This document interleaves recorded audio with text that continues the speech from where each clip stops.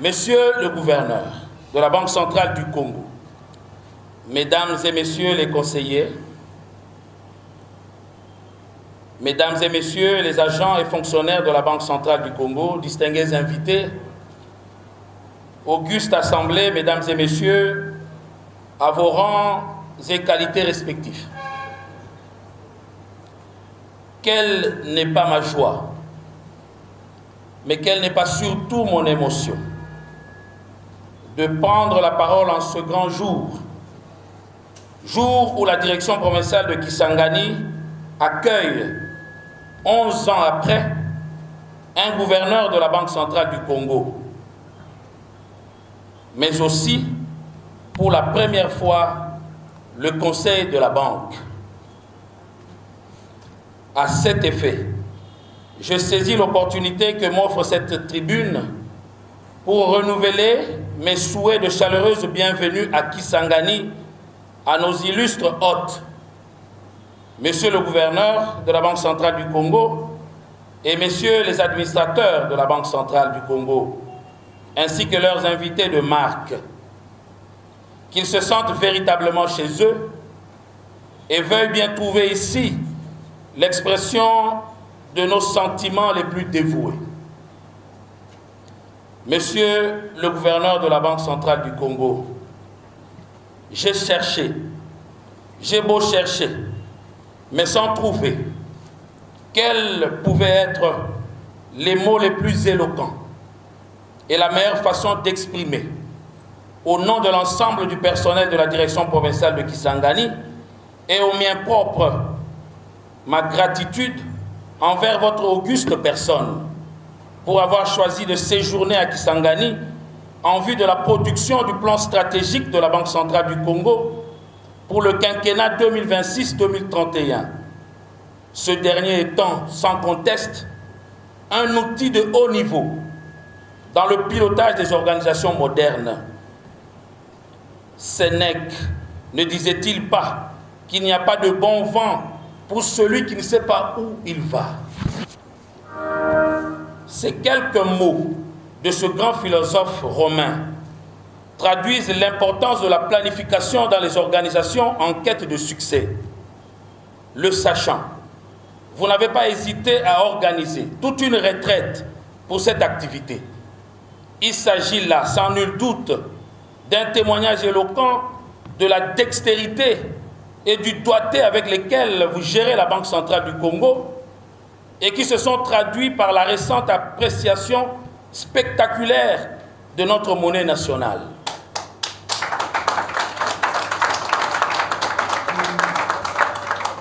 Cet exploit, bien accueilli par la population boyomaise, qui a vu son pouvoir d'achat s'augmenter, a contribué énormément à l'amélioration de l'image de marque de notre institut d'émission.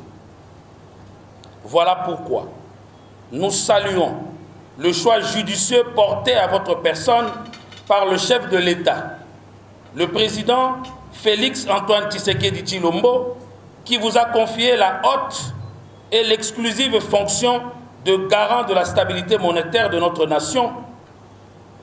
Nous lui rendons nos hommages les plus déférents.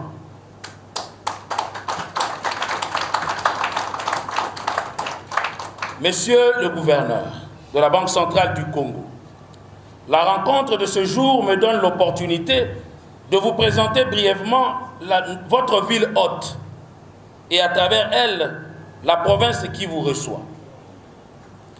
La ville de Kisangani, d'hospitalité légendaire, est le chef-lieu de la province de la Tchopo, issue de la siciparité administrative de la province orientale, avec comme province sœur le Bas-Ouélé, Bouta, le Haut-Ouélé, Isiro et l'Ituri, Bunia. Avec ses 199 567 km², la province de la Tchopo se trouve être la plus grande de la RDC. Sur le plan administratif, elle compte 7 territoires et la ville de Kisangani, composée elle-même de 6 communes. Sur le plan économique, la province est dotée de plusieurs atouts naturels susceptibles de propulser sa croissance ainsi que le bien-être de sa population.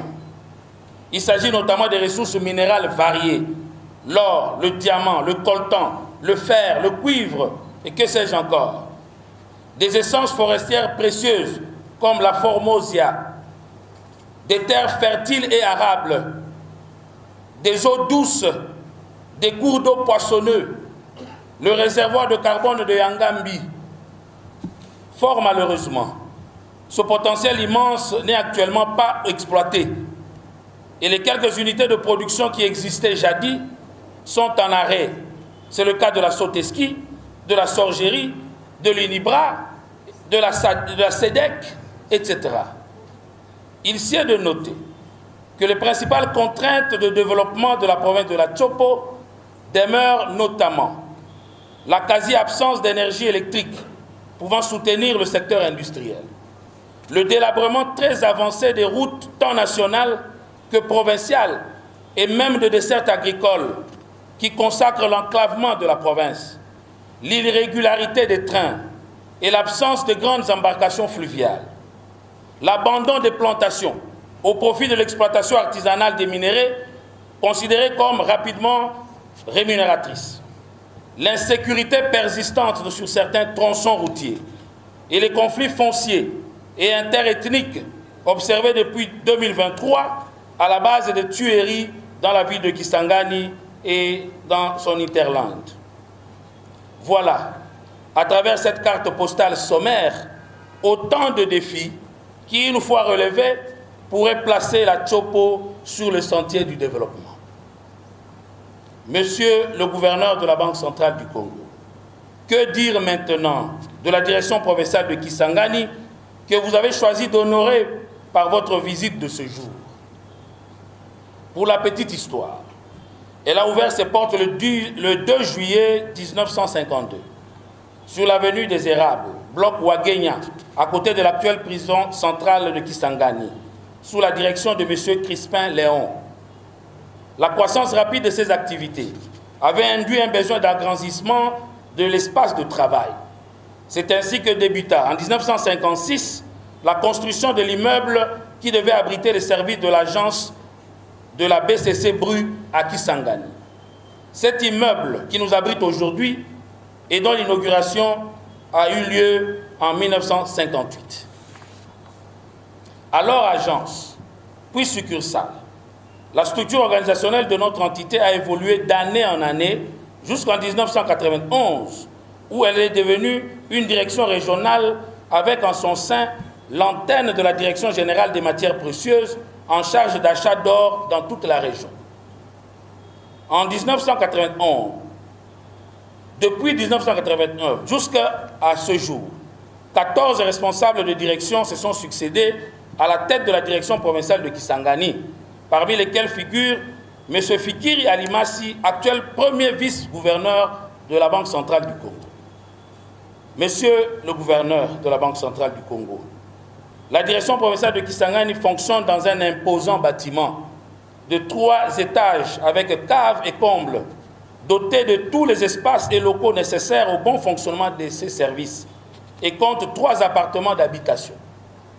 Cependant, son état de vétusté trop avancé requiert une attention particulière pour redorer l'image de marque de la Banque centrale et conforter les conditions de travail de son personnel. À ce propos, qu'il plaise à votre autorité d'accepter que je lui révèle que la direction provinciale de Kisangani souffre de la carence tant en ressources humaines, matérielles que financières. S'agissant des moyens humains, notre entité se caractérise non seulement par un sous-effectif quantitatif, mais aussi et surtout qualitatif. En effet, alors que le besoin en personnel de qualité se posait déjà avec acuité, rien qu'en ces 3 dernières années, notre direction provinciale a encore enregistré une déperdition de 12 unités qui ne sont pas encore remplacées. De plus, l'absence d'action de formation au bénéfice du personnel exacerbe cet état de choses et induit des cumuls de fonctions. De manière à pallier cette difficulté, daigne votre autorité autoriser un recrutement sélectif de nouvelles unités au bénéfice de notre entité.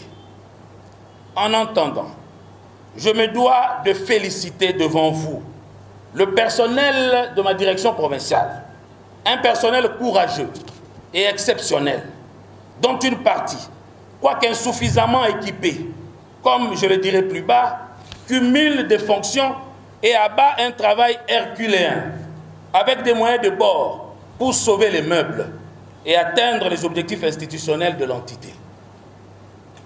Pour ce qui est des moyens matériels, là également, la direction provinciale de Kisangani est moins nantie.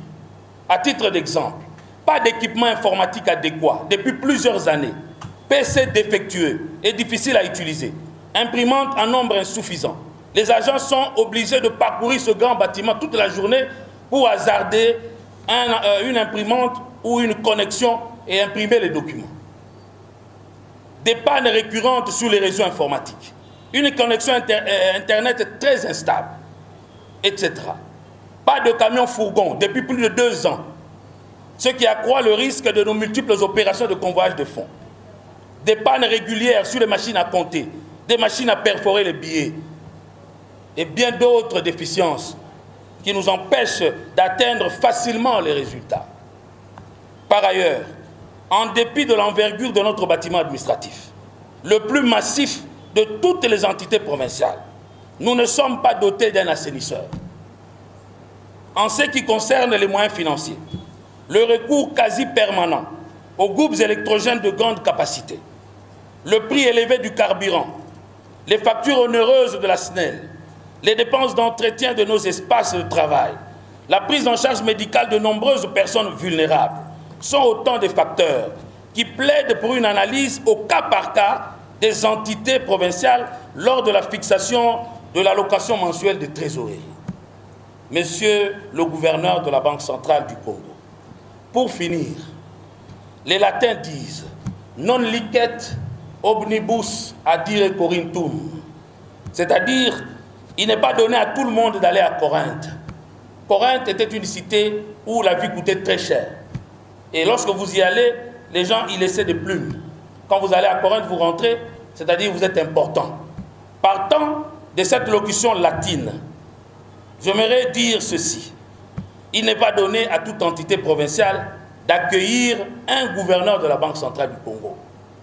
Nous apprécions donc à sa juste valeur votre bienveillance, ainsi que l'attention et l'intérêt que vous avez porté à notre entité.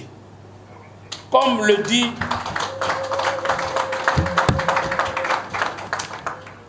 dit Octave Gélinier, un grand auteur des sciences de gestion, alors que la définition de la stratégie de l'entreprise appartient à la haute direction, sa mise en œuvre est l'affaire des opérationnels.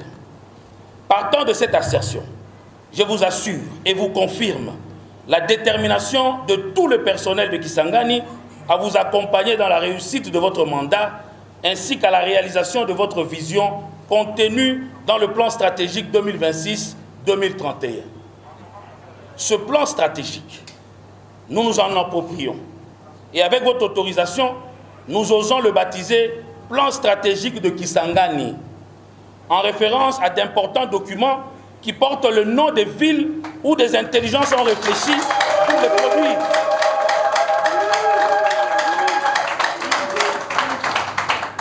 C'est le cas de la constitution de Loulouabourg, par exemple. Félicitations donc.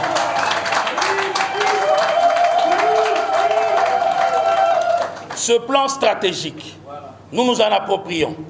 Et avec votre autorisation, nous osons le baptiser plan stratégique de Kisangani, en référence à d'importants documents qui portent le nom des villes où des intelligences ont réfléchi pour les produire. Félicitations donc, monsieur le gouverneur.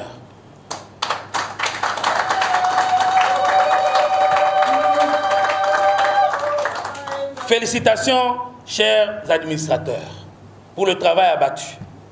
Merci d'avoir vu loin. Merci d'avoir mis sur pied ce document qui pourra hisser notre institut d'émission au niveau des grandes banques centrales du monde. Plein succès au plan stratégique de Kisangani. Que vive la République démocratique du Congo, que vive la Banque centrale du Congo, que vive la direction provinciale de Kisangani, que vive le plan stratégique de Kisangani. Je vous remercie.